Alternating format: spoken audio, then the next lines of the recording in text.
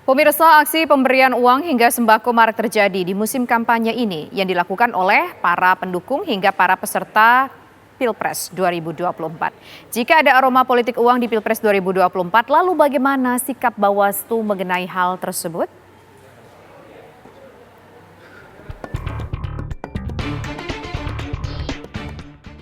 Aksi bagi-bagi susu yang dilakukan calon wakil presiden nomor urut 2 menuai polemik.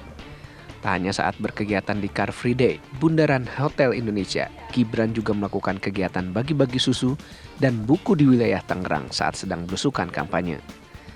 Aksi bagi-bagi juga dilakukan Miftah Maulana Habibur Rahman alias Gus Miftah saat berada di wilayah Pamekasan, Madura, Jawa Timur beberapa waktu lalu. Aksi Gus Miftah bagi-bagi uang ke ratusan warga Pamekasan bahkan viral dan menjadi perbincangan publik. Aksi bagi-bagi di masa kampanye Pilpres 2024 juga dilakukan sejumlah relawan paslon. Salah satunya aksi bagi-bagi telur yang dilakukan relawan dan kader PDI Perjuangan di Pasuruan, Jawa Timur. Meski ada sejumlah peristiwa tersebut, sejumlah kubu pendukung Capres-Cawapres menampik ada politik uang dalam Pilpres 2024. Dia sudah mengatakan tidak ada pelanggaran undang-undang pemilu, ya kan ya. Clear dong. Apalagi yang dikonfirmasi ke saya, tapi saya katakan gini, bikin laporan saja ya kan ya terhadap kasus-kasus tersebut. Seperti halnya juga yang kami lakukan. Kalau ada dugaan pelanggaran dilakukan oleh siapapun, oleh kubu manapun, kami bikin laporan. Nah, sehingga kita bisa mengedukasi masyarakat. Jangan membuat hoax, ya kan ya. Jangan menggiring opini. Jangan membuat judgement berdasarkan asumsi. Selenggarakan secara jurdil gitu lah. Penyelenggara pemilu juga harus bisa menegakkan aturan, mau siapapun itu kontestannya.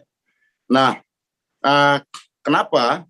Itu penting agar ya wasit, ya KPU, Bawaslu yang sudah ditunjuk sebagai penyelenggara dan pengawas dari pemilu, dia benar-benar netral, ya, dia independen, begitu loh. Persoalannya kan politik uang itu kan mulai dari korupsinya, dari korupsi elektoral, ya sampai kemudian menuju korupsi politik.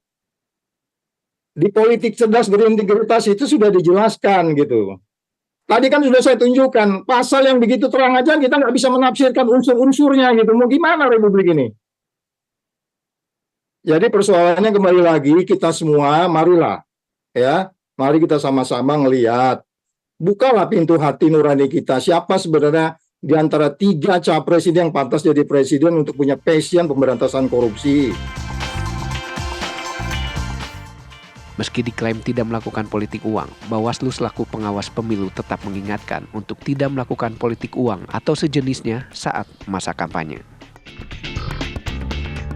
Pada saat ini, tindak pidana pemilu yang berkaitan dengan dugaan tindak pidana pemilu yang berkaitan dengan pembagian susu tidak bisa dilanjutkan karena memang tidak masuk unsur dalam kata di sembako itu. Sembako yang dimaksudkan di sini adalah barang yang kemudian diolah kembali misalnya.